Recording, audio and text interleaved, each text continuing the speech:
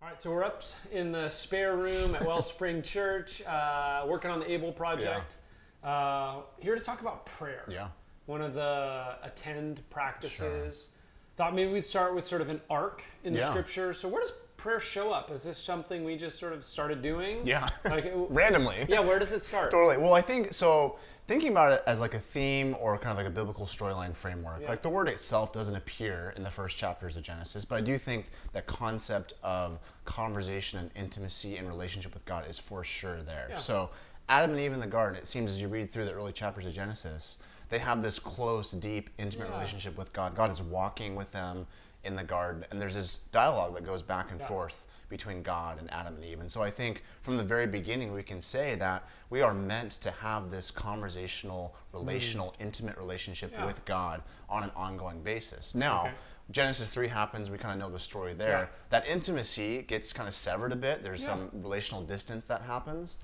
But as the story progresses and continues, what you find as you read through Genesis and on into the rest of the Old Testament in particular, is that God is constantly speaking, and God is constantly pursuing his people, and God is also inviting his people to really speak back, and we'll call that prayer, right? And we see this continually. All over. And sometimes we forget that this is prayer. Exactly. Because it's in a narrative. Totally. But like, God talks to Noah. Exactly. Yeah, Noah's Ark. Yeah, he talks to Abraham. Yeah. He talks to all the patriarchs. Like and all these characters, so Noah and Abraham, like you mentioned, they are conversing and having conversation back with God. And so you see this picture emerge throughout Genesis and the rest of the Old Testament of God's people being invited into this ongoing conversational relationship with their Creator. And I think some of the really key examples that we've kind of talked about recently is when you look at the story and life of Moses in particular, so now the second book of the Bible, the book of Exodus, you meet Moses at the burning bush in Exodus chapter 3.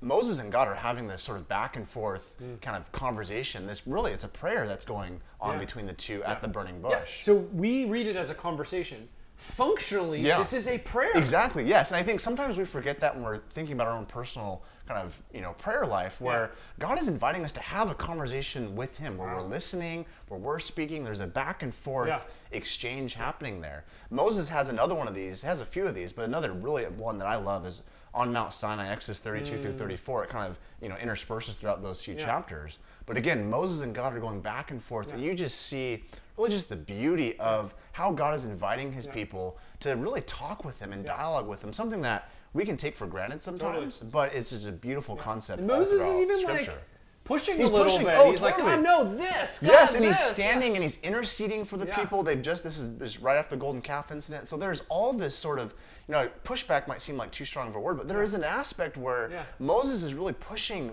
in the best sense of that word. He has hopes, exactly. He has desires. He's articulating hopes and desires to God with the hopes that God will hear. And he assumes that God hears and receives these hopes and requests. It's not like, I don't know if God's going to pay attention. No, there is this, bold confidence, humble confidence that God hears and responds to our prayers. And that just, again, all throughout the Old Testament, I think of Hezekiah in the book of Isaiah, Daniel's prayer that he has, Nehemiah, all these sort of, famous Bible characters from the Old Testament all have these epic, beautiful, really encounters and conversations with God that are prayers. Yeah, and that's not even getting to the Psalms. The Psalms, exactly, Right? This collection of prayers that have been passed through the ages to us. For sure. And I think you've mentioned this too, maybe you can speak to this, how the Psalms really give us a window or sort of like a widening, if you will, as to the different ways that prayer works or can work. So I mean, like in some of the narratives, we certainly have some diversity. But like you have, I don't know what percentage, I think it's 2/3 of the Psalms are laments. They recognize suffering. They're crying out to God from a posture of pain. Yeah, it's the how long, of sadness. God, get up out of bed. Are you asleep? Stuff that I think for many of us have a hard time even imagining saying. Like the Hebrew people said, or like what exactly? And then there's also psalms that are evocative of emotion. I was thinking of one, and run down right, Psalm 27:4. One thing I ask from the Lord, this only do I seek, that I may dwell in the house of the Lord all the days of my life, to gaze upon the beauty of the Lord and seek Him in His temple. Right? This isn't just like dogmatic reciting of pre-memorized scripts. For sure. That's beauty, that's emotion, that's affective. You have like this sense of these words, this person's been affected by the presence of God and he wants more. sure. There's other ones, right? Be still and know that I am God. There's these prayers in the Psalter that bring us to a little bit different place. Exactly. We're not just chatting over pizza at, Totally. at Gianni's. Yeah. Like we're really in this space of others, this sacred space we're invited. And there's to this be slowing with God. down aspect Yeah. too. So even that word that you sometimes see as you read the Psalm, that Selah word, kind of this invitation to pause and slow down, and not necessarily even have to. You're really good at talking about this. Not even always speaking to God, but just creating that space to hear and listen to what God might say. Which is connected to this word attend. Exactly, yeah. We're attending to the presence of God. Yeah, for sure. For sure. And as you kind of continue on through the rest of the Old Testament storyline into the New Testament, you again see these prayers, during the time of the exile and this crying out. Psalms are a part of that. Yeah. But when you get to the time of Jesus in particular, it seems that you read through Matthew, Mark, Luke, and John, the four Gospels, Jesus is constantly in this sort of mode and dialogue of prayer, in particular in the Gospel of John. Yeah. It's like really turned up there as far as his connection and relationship with the Father. Yeah. Everything he does flows out of what the Father has told Exactly. him. I mean, it's just, and then you, in the synoptics, right, in Matthew, Mark, and Luke, you have this more ebb and flow, activity and withdrawal to be with the Father. For sure, and both are happening 100%. Totally. And I think even in particular, one of the stories that really comes to mind when thinking about prayer is the disciples in Luke chapter 11. It's the only time where we ever read of the disciples coming to Jesus and saying to Jesus, hey, Jesus, teach us to do X. It's kind of like they've been watching Jesus and being like, what is that? Yeah, and then of all the things that we've kind of joked about this before, of all the things they could have asked Jesus to teach them how to do. Teach me how to heal. Teach me how to multiply bread or the coin out of the fish. That's a good one. Stop the waves. Exactly, yeah. The one thing they asked Jesus to teach them to do is to teach them to pray, Luke 11. And I think that speaks a lot to what was so vital and so important for Jesus in his own ministry and vitality for himself. That's good. And so it is in Luke 11 where we get Luke's version of the Lord's Prayer, which is obviously key and important, not only for our understanding of Scripture, but really for just church history and our practice today. That's good. Thinking also, too, like Jesus, going to the rest of the New Testament, Paul in particular, it's like, for me, sometimes reading Paul's letters can be a little bit tricky because he has all this dense sentences and theology, these big words, and then all of a sudden he's like busting out in prayer It's like and a treasure praise. hunt. Exactly, totally, yeah. And I think it speaks to just the overflow of Paul's life is a life of prayer. And you see that really throughout the rest of the New Testament letters as well. I was, when you were saying that, I was thinking, I wrote this note down earlier that in Ephesians 1, Philippians 1, Colossians 1, Ephesians 3, Paul prays for his friends. Yeah. All of these friends are suffering from persecution. Yeah. They're suffering just in everyday life, like every human does. And yet Paul never prays to change their circumstances, which is fascinating That's crazy. to me. Yeah. A good example is Ephesians 1:17. Paul writes, I keep asking that you may know him better. Yeah.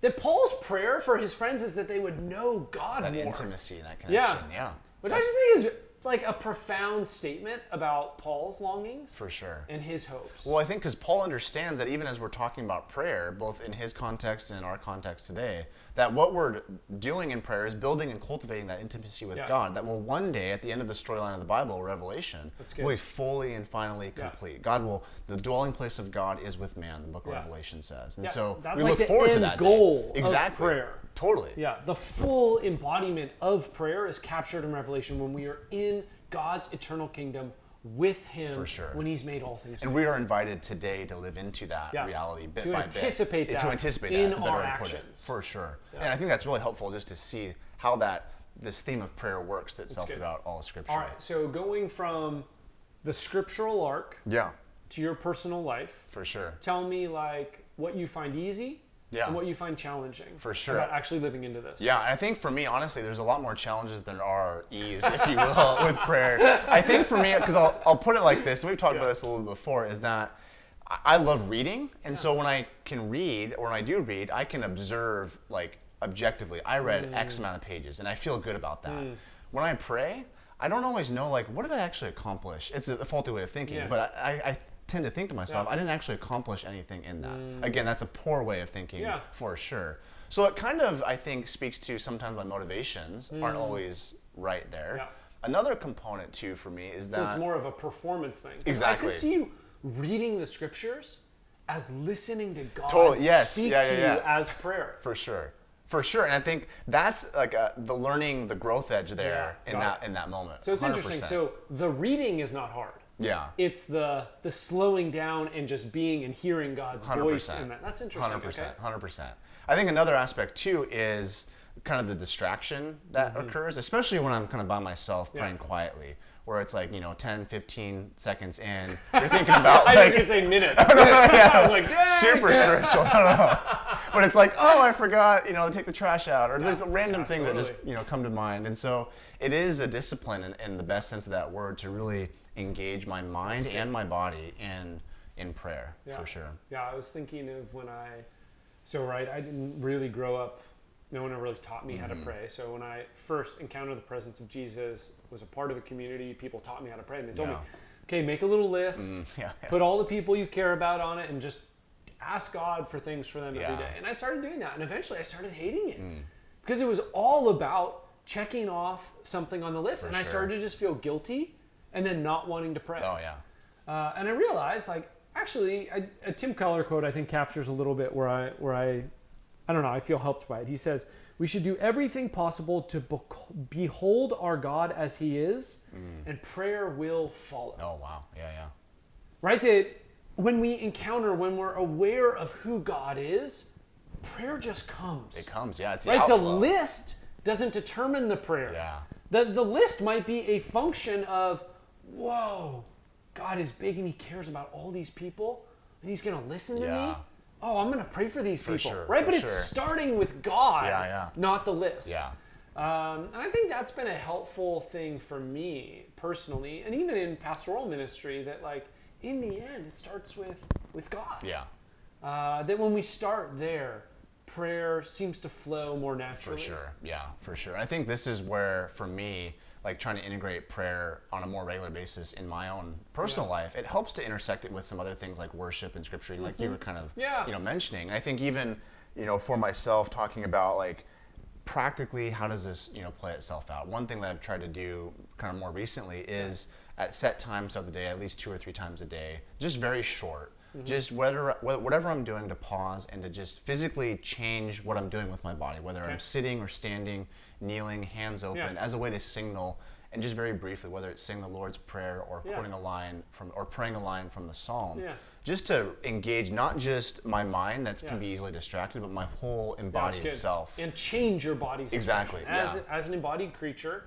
Moving our bodies matters. Totally, 100%, for sure. I think that's been super helpful. I think another thing too, again, kind of the embodiment side of it, is as I'm walking, because I like to go walk in our neighborhood or whatnot, it's not always put the earbuds in, but to spend that time, both, like you're saying, listening and talking with God, and using that space to be outside and to have those moments to build that connection and that relational, really that relational connection with God. That's good. The one thing I would suggest to folks as they're trying to lean into this is, yes, talk to God. I'm just surprised how seldom we as Westerners listen. Yeah. That can just be hard. Make some space for silence, for even if it's a minute. Yeah. A minute of your prayer time, just nothing. Yeah. Just listen. Maybe God has something to say to us. For sure. My experience is that can add to a real richness to prayer. Yeah. I think there's a couple other experiments on the PDF. Oh, yeah. Check them out. Thanks, man. Yeah. That's good.